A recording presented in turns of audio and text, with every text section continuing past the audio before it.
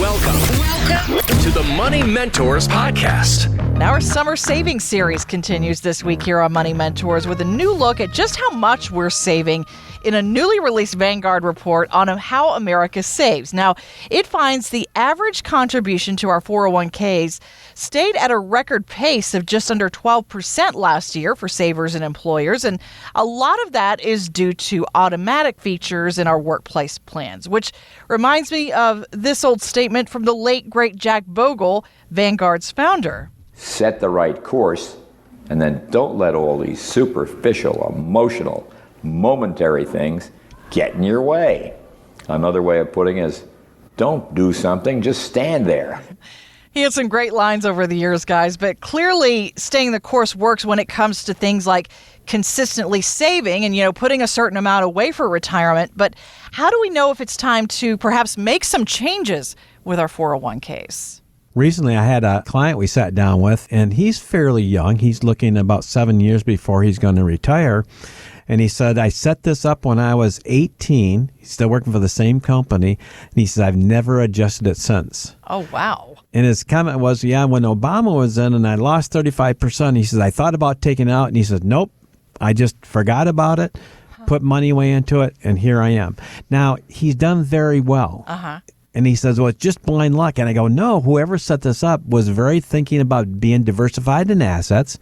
But now it's clearly something to talk about of where you're at, And we say that all the time. We know the fundamentals of investing. That is to buy low and sell high. That's the idea, is that you fundamentally want to say, okay, the market's down. That's when I'm going to put money in. And when the market's up, that's when I want to take dollars out. The trouble is that most advisors don't do that for their client. They put it in there, and they, just like with a mutual fund or a 401k there, they just let it do what it's going to do and keep looking for new clients to bring in. So they're always hunting for the new client, not taking care of the client that's in front of them. Here at Matson Financial Services, we're money managers, meaning that we review those assets, and if the market moves within our parameters, we're going to either sell that asset because we're going to harvest those gains, or we're going to be buying into the market because the market's down, and that's an opportunity. People know that when the market goes down over 10%, I always say that's my greatest time at being an advisor because it's a buying opportunity. And so we've got clients that will call up and say, okay, hey, the market's down 10, 20, 30%. They're not saying, oh, how much am I losing? They're saying, what are we buying today? What's the opportunity? And that is a different type of mindset, knowing that, hey, I'm going to have money in my portfolio. I don't need to worry about the downturn. I'm looking for the opportunity. What's that doing for me? What's that going to be in my future? Think of it this way. If you looked at your own portfolios, let's just go back 24 years. In 2000, all the way time, you looked at, there's a third of the time the markets went negative. What did you or your portfolio manager do every time the market went negative? Did they say, hang on, it'll come back? Or did they actually make adjustments to put you in a better position each and every time the market made movements? And if you do it from a reactory point of view, we're not predicting what the market's going to do. We're reacting to that. And again, that's the basic sense that we want to buy low, we want to sell high, and that's what we're trying to accomplish within the parameters of taking money for our clients and managing that for them. Yeah, and that's something we can even do within a 401k. We have ways that we can step in and manage those assets within a client's 401k where it's at if you're too young to move those funds or you're not able to take an in-service withdrawal, and we can use that same philosophy right where it's at using the options available in the 401ks. Yeah, just like this client said to me, he says, I want to move things around and I don't know what to do, so that's why I'm having you here, but maybe can I move this money out of the 401k and put it into an IRA with you, or do I have to leave it there? And I said, I don't know. We have to go into the plan, see what's available for you. However, like Corey said, if there's something that we can't move because the plan doesn't allow you to because you're not of age to do that, or you have to retire or quit before you do that, we don't want to do that because we want to keep the plan going, is that then we can manage it right where it's at and make sure it's performing, in other words, taking advantage of the market movements for you in that venture. And so he had, like I said, different types of assets in all categories, so that was good, but there was no movement of the money to take advantage of the market's ups and downs. And by putting that in there, we find that we get 4, 5, maybe even up to 10% better returns by being attentive to what the market's doing. And whether it's your 401k or retirement account, that's exactly the same attitude we take for either way. Real life lessons about your retirement.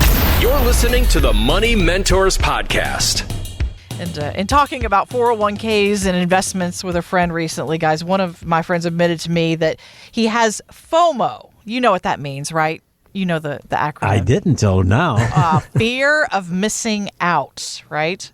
This latest run-up is what he was talking about on Wall Street, in particular stocks that are connected to artificial intelligence on the tech side. And it does seem like we're hearing something new from these companies all the time, every week in the headlines right now. And a select few are actually helping drive the market much, much higher. But should we let FOMO actually guide our decisions here when it comes to our investments? Anytime you have fear, you're in trouble. I mean, in other words, if you're making decisions by fear, I don't care if you're driving or you're looking at it from a relation point of view. And I think we all get FOMO, fear of missing out when we're looking at getting married when we're young, but also when we're walking down the aisle and saying, okay, am I doing the right thing? Yeah. That fear factor, if you would. But you can't let fear be the guiding resource of your actions, because it's always going to be in a position of stress. And that's not the best way to manage portfolios. The best way is to have a continuous program set up that you're going to have diversification, not only by asset classes, but diversification by asset strategies. There's buy and hold. In other words, that's a strategy. You can do tactical investing. That's a strategy. So I have multiple strategies in place, also available with multiple different assets. And based upon what the market's offering, then you're available to take advantage of that. We have AI and electronic assets that we started investing in just over 3.5 years ago now. And it was something that came up on our radar. We knew that we had to be part of it. And so we developed a portfolio that did invest in these types of assets, and it's done very, very well for us. But it wasn't something we just came up and said, hey, let's throw some assets together. No, we did the research. We made sure we have the right kind of companies, what we're looking for, put them into a portfolio that we could do an offering for our clients, and our clients have been very happy with it.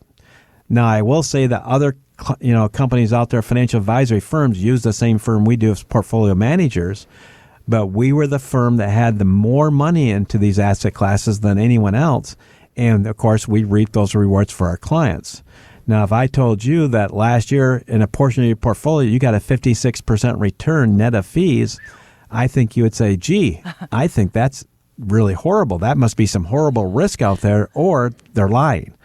That's what we did. And so January and February, we harvested those gains. Not that it's not going to do that again. We don't know. Right. If you're at the blackjack table and black 17 hits and you get your money, are you going to put it all in black 17 again? No, you want to diversify that out so you can play the tables longer. So we don't look at it from a standpoint of saying, we're taking a risk like gambling. So we are definitely doing diversification, owning some of these other types of assets other than stocks and bonds, which are very, very normal. And then we want to have that forward thinking that we can participate in that.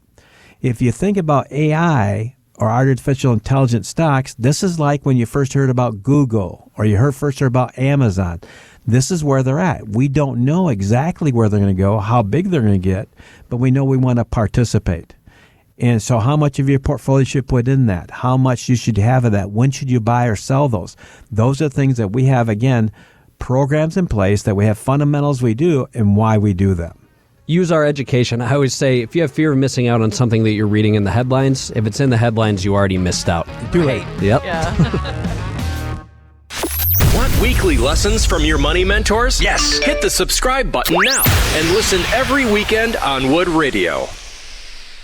The opinions expressed in this program are for general informational purposes only and are not intended to provide specific advice or recommendations for any individual or on any specific security. To determine which investments may be appropriate for you, consult your financial advisor prior to investing. Any past performance discussed during this program is no guarantee of future results. Fee-based financial planning and investment services are offered by Matson Financial Services, LLC, an SEC-registered investment advisor. Insurance products and services offered through Lakeview Financial Group, LLC, Matson Financial Services, LLC, and Lakeview Financial Group are affiliated. To find out if Matson Financial Services is licensed in your state, please call 800-536-8907.